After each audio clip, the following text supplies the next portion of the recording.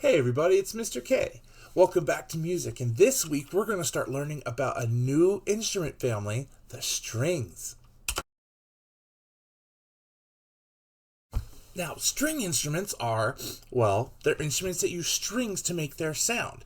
Instruments in this family include things like the guitar, which a lot of you have been asking about, but also things like a sitar or a strumai or a lute or a uke or the violin. That's the first instrument we're going to be looking at this week is the violin. It is the smallest of the orchestral string instruments. So orchestral instruments mean ones that you'll find in an orchestra, which is that big group of people that have a whole bunch of different instruments together and they play songs. The violin is the smallest one, and so it plays remember our pyramid, the highest notes. Smaller means higher. Now, the violin has a long history. We have instruments like the lute, which come from long before, back in the medieval times, where that instrument only had 3 strings, but people would play it in minstrel groups, carousing around the country to basically play their music and have people pay them. We have something like that now called busking, where people sit on the streets and they play their instruments, and people give them money every once in a while here and there so that they show their appreciation for the person playing. Violins are known to do this as well. Now, we know the violin has been around at least since the Greek periods, including all the different parts that go with it, like the bow, that we use to sometimes make sounds. But during back that period, a lot of it was used as a plucked instrument. They would pull the strings, or strummed instruments where they would run their fingers along the strings to play a bunch of it at the same time. And eventually, we got what we now know as the violin. The violin that we have today is pretty much the same as the violin that we had about 300, 400 years ago. I have one here. If you'll notice, I only have 2 strings on this one because this violin is very old, and I don't really have the money to replace the strings.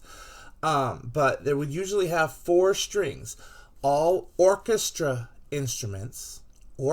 string instruments, have 4 strings. So the violin, the viola, the cello, and the bass all have 4 strings. Other instruments like the guitar have 6, but we're not talking about guitar. We're talking about the violin. So there are a whole bunch of different parts to make this violin. So we're going to talk about some of the basic ones that are pretty obvious. I mean, right here we have the face, or the front, and it's actually part of a box. And this is the back. And then these right here are the ribs, like the ribs we have on our body, right? This part is a box, and it's hollow. Because what happens is when we run our strings, and they make a sound, if I pluck a string, if I do it, think about if you stretch out a rubber band between your fingers and somebody pulls one of them, you get a sound, but it's not very loud, right? For a violin, what happens is the sound goes down this is called the bridge. The sound vibrates down here, and then it makes the box vibrate, and it makes it louder. And these holes right here are actually where the sound comes out. It also comes out of the back and stuff like that, but this is an amplifier, right? You see, like electric guitars have that little box that they have to plug in, and the sound comes out of that. Well, we can't really put an electrical box on one of these, right? So what we do is we have the box,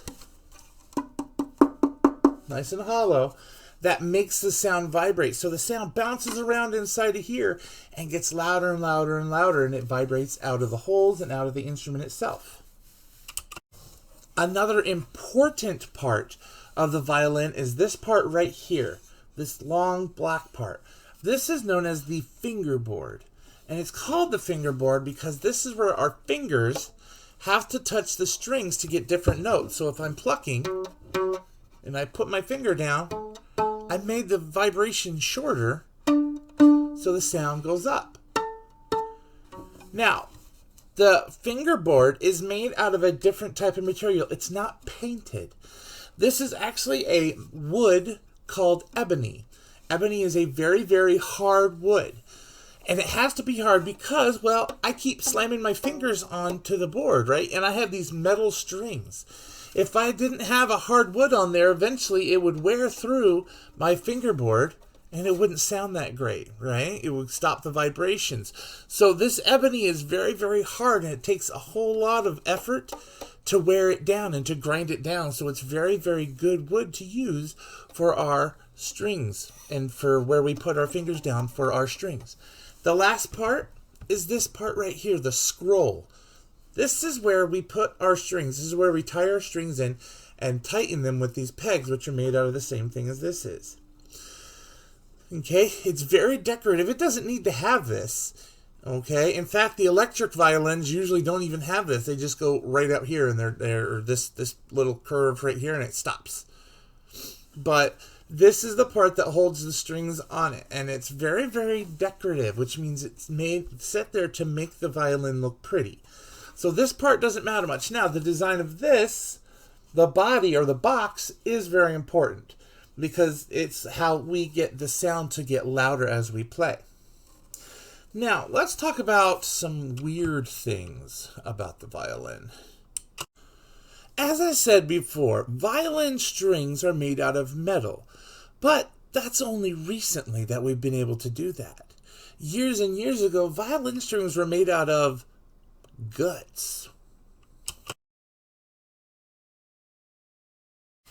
Now, I know what you're thinking, you, Mr. K, we're not supposed to talk about guts in music class. And you're mostly right, but this is sort of a little bit of music history, so we're going to talk about it a little bit. Back 400, 300 years ago, they didn't have metal string. All right? It wasn't something that we could just go out and find because we were still learning how to make things that thin. And so what we did is we found out, well, somebody found out that if we take the guts or the intestines from certain animals like sheep, and we cleaned them out, and we twisted them, and dried them, and stretched them, that they would become nice and stiff, and they wouldn't break if we tried to use our bow on them. And so we learned, as people learned how to make strings out of these guts. And it kind of worked out because, well, if they didn't do that, well, then the guts that left the butcher shop would just end up getting thrown away, right? Or they would, just not be usable, and so they would throw them away. So this gave another way for people to make money, for butchers to make money by selling the guts to the luthiers and the people that made the strings. So now let's talk about the bow. This is the bow to my violin.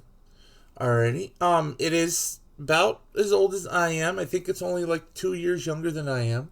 So it's almost 40 years old. And there are certain parts that we can look at on this, and they have certain names. This thing right here is called the frog. And no, I don't know why it's called a frog. It's been called that. Like I said, this is something that I never really investigated or learned. It's just something that it's always been called, and so that's what we keep calling it. So yes, the frog, ribbit, ribbit. And then there's the stick, which is the wooden part that's back here. This one's made out of plastic, but for a very long time they were made out of a wood called Pernambuco, which is an interesting wood because if you take Pernambuco and you grind it down into shavings and then you put it in water, it'll dye your clothes orange. But it vibrated so well, and it was a really good wood to use. Nowadays we have, like I said, plastic like this one, and they have the carbon fiber or graphite ones, which work just as well as the Pernambuco wood does. Now let's talk about this part, the string. You would think that we would just use some kind of string for this, but really what we use is horsehair. Now, don't freak out and think that people just run around the world and shaving horses. This is actually horse tail hair. Ow, I kicked the case from my violin. And the way we get it is during the winter when horses go to stable, there aren't any flies around because it's so cold. So what they do is they cut off the hair of the horsetail. They don't cut off their tails. That would be bad. They cut off the hair of the horsetail and they clean it and they send it off to the luthiers. That's a violin maker, what they're called. Or guitar maker, one of the two. But they use that hair to make the bow. Okay? To make the bowstring. And you're not really supposed to touch it with your fingers because you can get oil on it. If you see on the bottom of this one, maybe. God, that's so bright. You see this dark point. This is from the oil in hands, not my hands.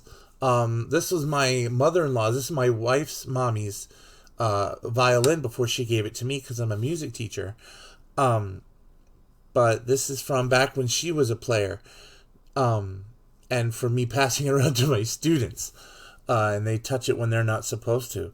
So, but that's basically it for the violin bow. So this week I've included some videos on how they make the violin, how they make the violin bow, and 2 videos on how they make the strings. I included the one that's in metal strings. I also included the one that has gut strings, but you don't have to watch that one if you don't think it's going to make you feel good. Alrighty. I also included some videos of different instruments, including an electric violin.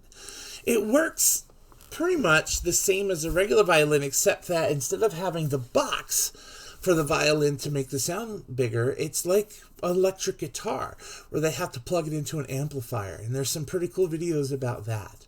Alrighty. I hope you enjoyed this lesson. I hope that you understand violins a little bit better now. And I will see you during your meets this week. Okay? Bye.